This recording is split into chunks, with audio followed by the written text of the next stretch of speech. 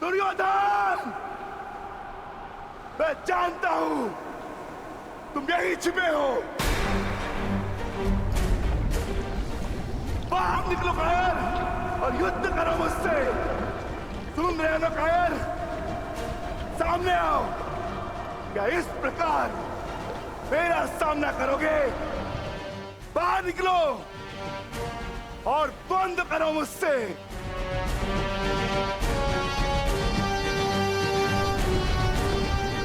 आज तुम्हारे मामा श्री तुम्हारा साथ छोड़कर चले गए और शीघ्र ही मैं तुम्हें उनके पास भेज दूंगा।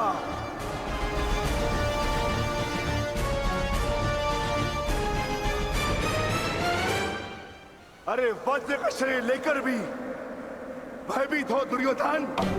महारथी कर्ण को अपना मित्र कहते हो ना, किंतु आज यदि कर्ण तुम्हें इस दिशा में देख लेते तो उन्हें भान हो जाता कि उनका मित्र एक शूरवीर योद्धा नहीं, बस एक कायर है। और उन्हें लज्जा है कि उस क्षण पर जिस क्षण उन्होंने तुम्हारा साथ देने का निर्णय किया।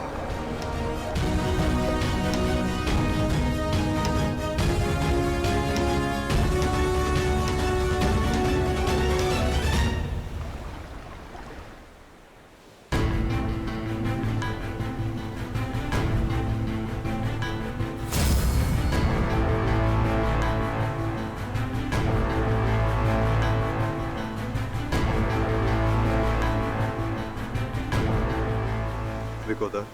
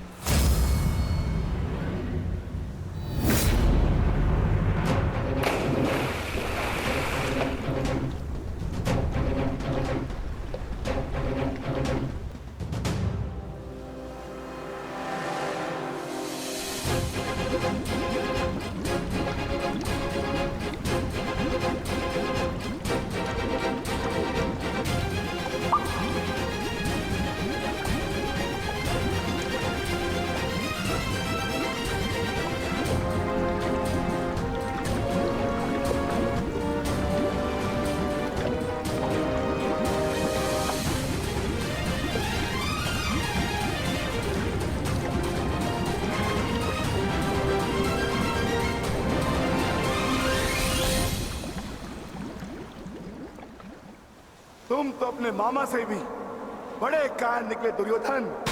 विश्वास नहीं होता कि तुम वही दुर्योधन हो जिसे ज्येष्ठ कर्ण हस्तिनापुर का महाराज बनाना चाहते थे। मेरा चयन बिल्कुल ठीक था। दुर्योधन तुमसे बेहतर राजा होगा।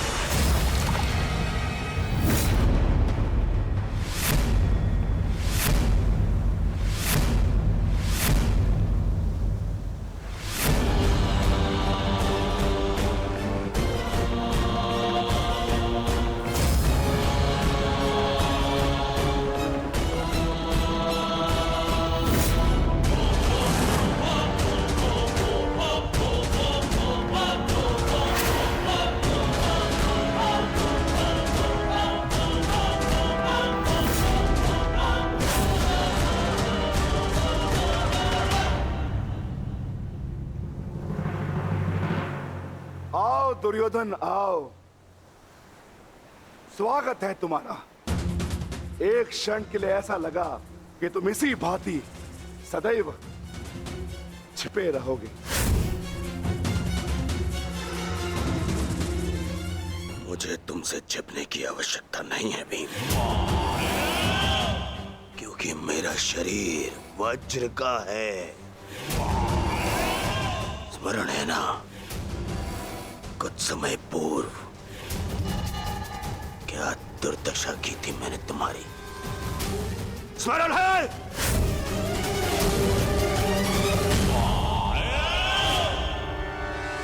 दुर्योधन सत्य कह रहे हैं विकोदर। दुर्योधन छिप नहीं रहे थे, वो तो जल साधना में लीन थे। ये तैयारी तो युद्ध से पहले की थी दुर्योधन, है ना?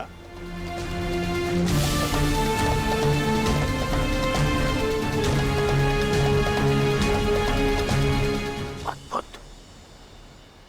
एक बार फिर तुमने मुझे चौंका दिया। हाँ, मैं जल साधना कर रहा था,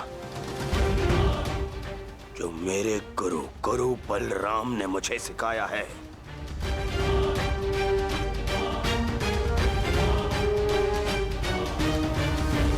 आशा करता हूं कि मुझे विलंब ना हुआ हो। जो चाहे साधना कर लो दुर्योधन, परंतु आज तुम्हें मुझसे कोई नहीं बचा सकता। बड़े निश्चित हो मेरी मृत्यु को लेकर।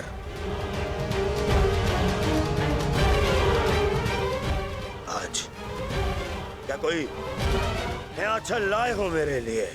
हाँ? कोई छल नहीं होगा, युद्ध करो। उन्हें सोचा नहीं कि कैसे पांडव एक एक करके तुमसे युद्ध कर रहे थे। यही उस वासुदेव कृष्ण की नीति है कि तुम्हें थकाकर तुम्हें निशस्त्र कर दें। ठीक है, युद्ध होगा, परंतु एक बार में एक ही से होगा, और उससे होगा जिससे मैं चाहूंगा।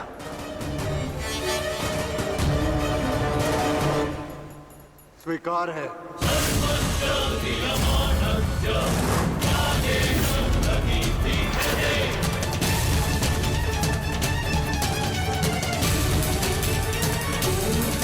दुर्योधन, प्रश्न ये उठता है कि तुम युद्ध किससे करोगे? नकुल सहदेव से?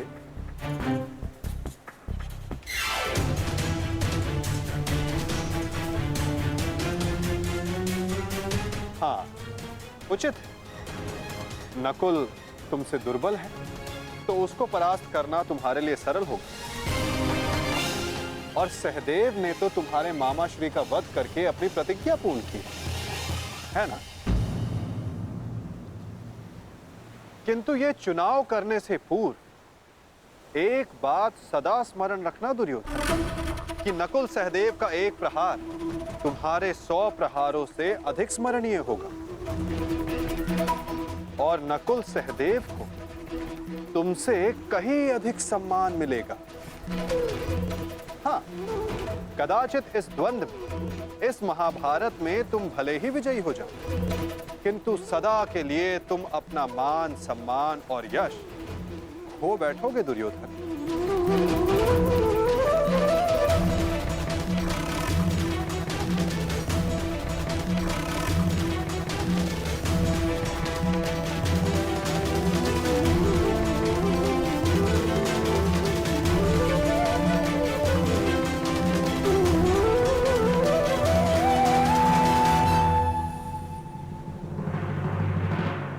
या तुम अर्जुन का चुनाव करोगे, जिसने तुम्हारे मित्र का वध किया। किंतु फिर प्रश्न ये उठता है कि तुम धनुर्युद्ध चुनते हो या गदा युद्ध। यदि तुमने धनुर्युद्ध चुना तो तुम अर्जुन के समक्ष क्षण भर के लिए नहीं टिक पाओगे।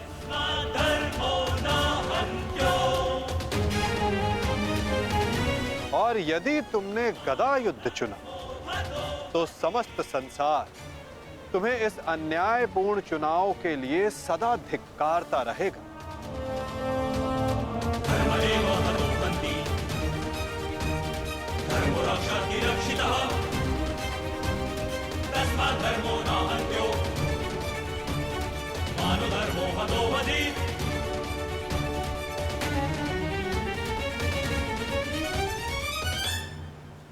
हाँ, युधिष्ठिर को द्वंद्व के लिए ललकारना ये अवश्य बुद्धिमानी हो, क्योंकि यदि राजा को मारोगे तो सेना तो स्वयं परास्त हो जाएगी। किंतु ये बात स्मरण रखना दुर्योधन, यदि तुमने ऐसा किया तो समस्त संसार तुम्हें उस कायर की भांति स्मरण करेगा जिसने स्वयं से निर्बल को परास्त करने का विकल्प चुना।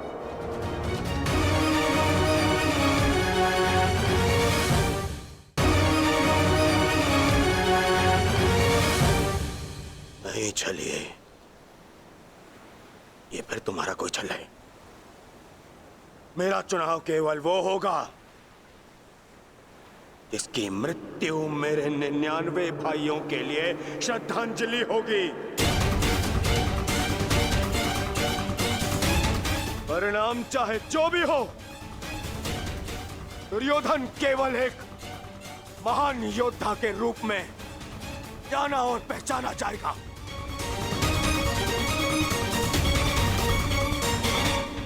मैं दुर्योधन द्वंद्व के लिए भीम को चुनता हूं।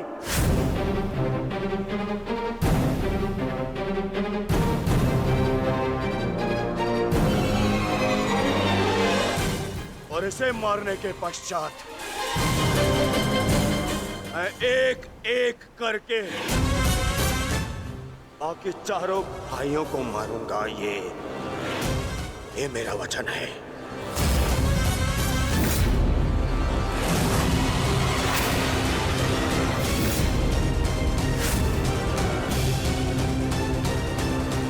तो प्रतीक्षा किस बात की है दुर्योधन?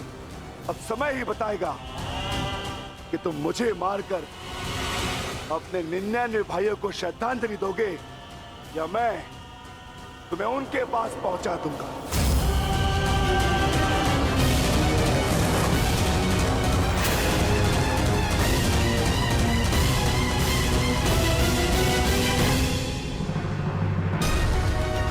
हर हर महादेव।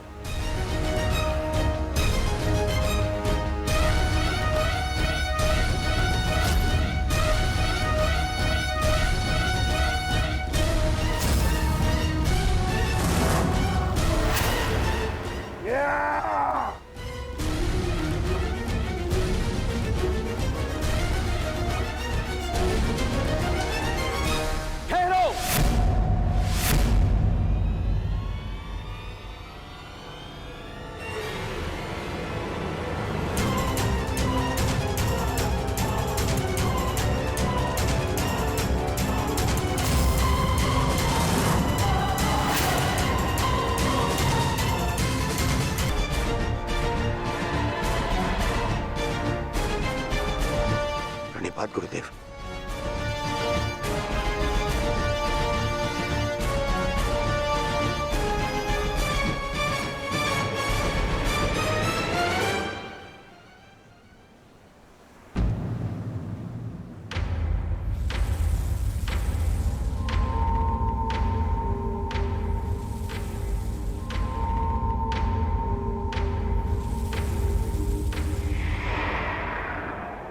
अक्षणी सेना का विनाश हो चुका है कान्हा।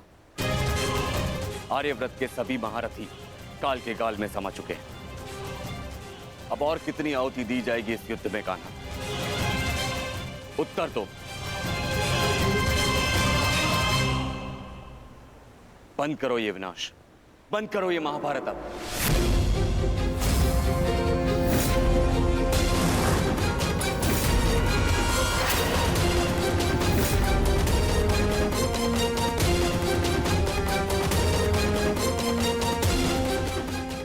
नहीं गुरुदेव,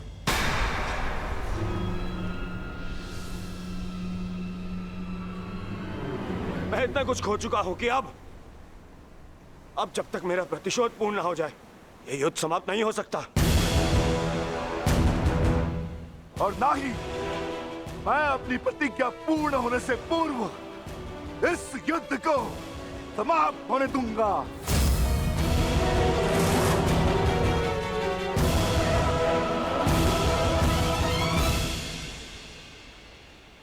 तुमने जो प्रतिज्ञा दुर्योधन के लिए ली है, अब उसका पूर्ण होना असंभव है।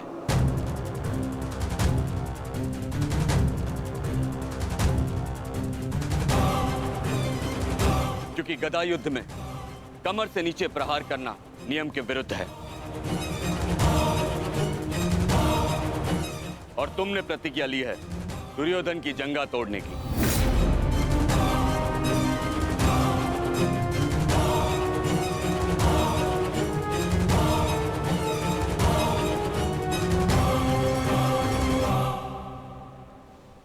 कैसी अनीति दाऊ। महामहिम भीष्म के बाणों की शैया पर जाने के पश्चात इस युद्ध में कोई नीति शेष नहीं रही दाऊ। और फिर आपने तो स्वयं को इस युद्ध से विमुख रखा था ना। आप इस युद्ध में भाग नहीं ले सकते दाऊ।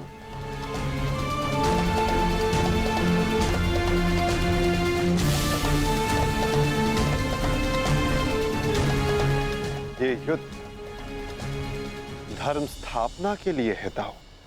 मैं यही तो देखने आया हूं कान्हा कि इस धर्म स्थापना की युद्ध में कोई अधर्म ना हो।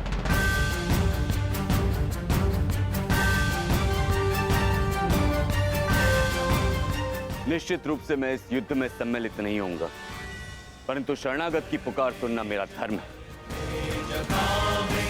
मैं नहीं चाहता कि कल को संसार ये कहे कि यदुवंश के कान्हा के होते हुए अधर्म हुआ।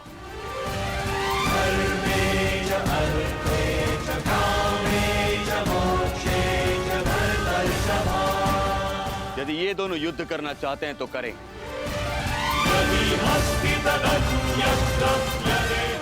इस युद्ध का निर्णायक मैं बनूंगा।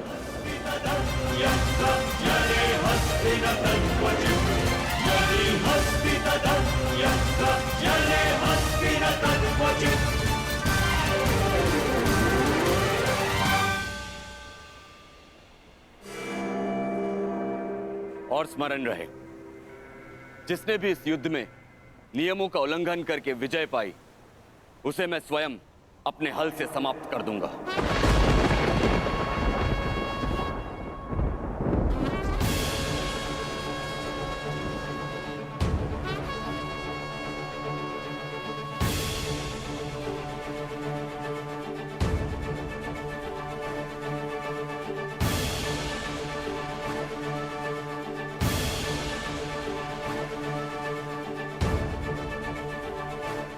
नियम वही होंगे जो गदा युद्ध में लागू होते हैं।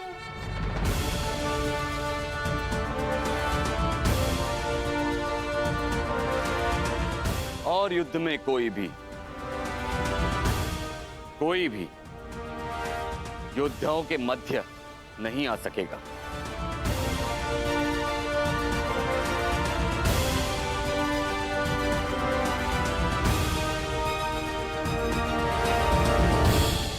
इस द्वंद्व का विजेता इस युद्ध का विजेता माना जाएगा।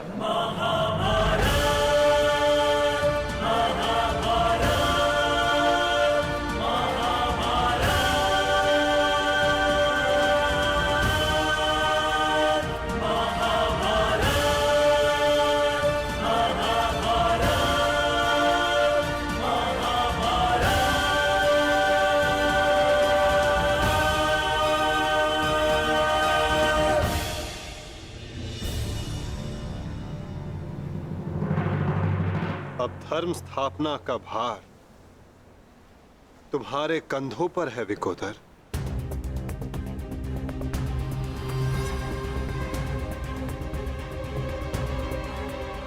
यदि मेरे कंधों पर कोई भार है तो केवल मेरी प्रतिज्ञा का, जिसे मैं अवश्य पूर्ण करूंगा।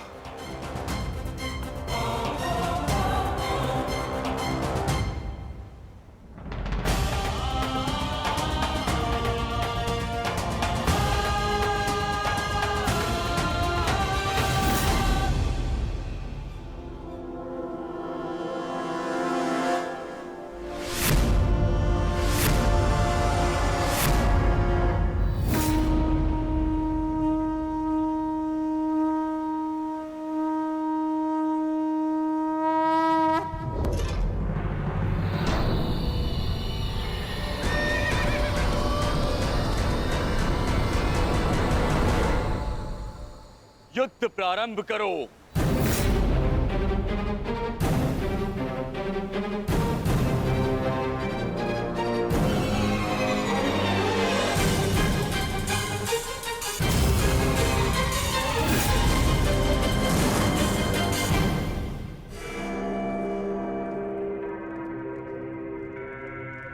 अब विजय और पराजय इस द्वंद्व पर निर्भर करेगी महाराज।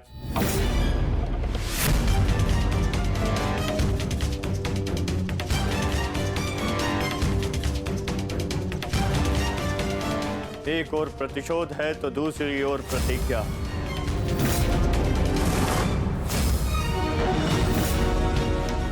गुरुकुल के दो सर्वश्रेष्ठ गदाधारी आज एक दूसरे के विरुद्ध खड़े हैं महाराज, और महाबली बलराम निर्णायक है महाराज। मुझे इस बात में कभी भी संदेह नहीं था संजय कि मेरा पुत्र भीम से श्रेष्ठ गदाधारी है। मुझे पूर्ण विश्वास है कि मेरा पुत्र भीम को अवश्य परास्त करेगा।